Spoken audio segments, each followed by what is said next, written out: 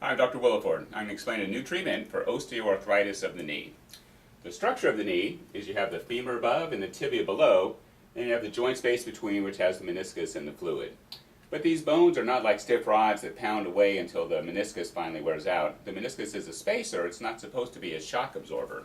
The way the body is created is the structure of the bone microscopically looks like this. It's called a trabeculi, but it's like a scaffolding which functions like a spring and is able to absorb the forces across the knee your whole life.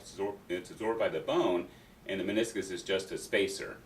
What happens in osteoarthritis of the knee is the bone becomes stiffened through a process of venous congestion like blood pooling, which leads to fibrosis. And then once the bone is stiff, then the forces do get transmitted across the knee, and we get the observed effects that everybody else is treating that has the joint space narrowing and the inflammation in the fluid. So they've tried treatments of injections of steroids for the inflammation or injections of gel for lubrication. But the problem is that the bone is stiff, not that the joint is a problem. The radiologists were the first to discover this, and they would see MRIs of the knee before people even knew they had arthritis, and they would see these bone marrow lesions. And these lesions have been shown to correlate with both the progression and the severity of the disease.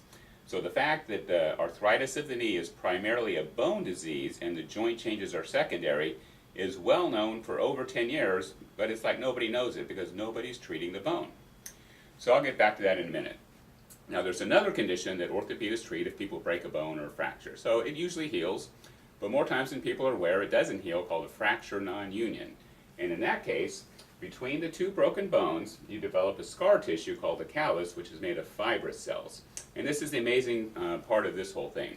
Your body has different types of cells. You have bone cells, skin cells, nerve cells. There's these devices called bone growth stimulators, which are able to change a cell into a different type of cell. And these take 3 to 4 months to use, but it changes a fibrous cell into a normal bone cell.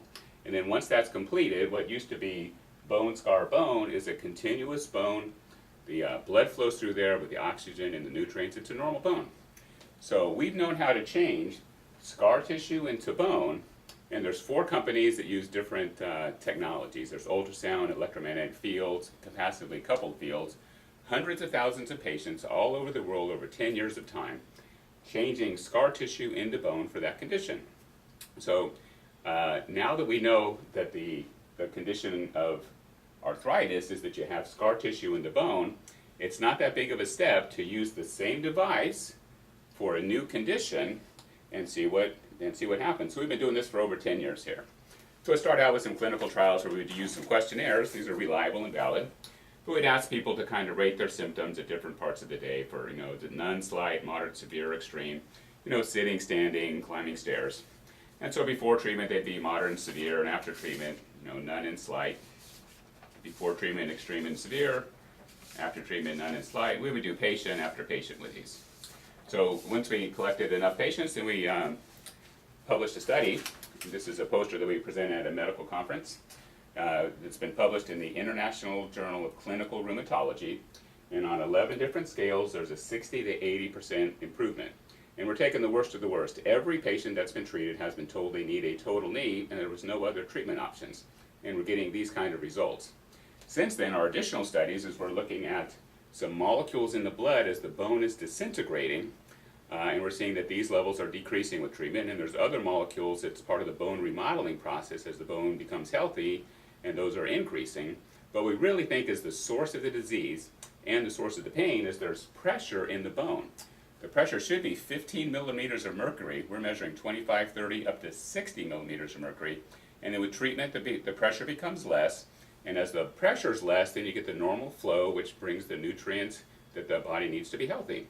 So it's facilitating the body's own natural healing mechanisms. So we've had incredible stories, people playing soccer and running marathons and saying they don't even feel like they're better, like they don't even have a problem. The treatment is very simple. We're using ultrasound. There's a brace. It has a Velcro strap.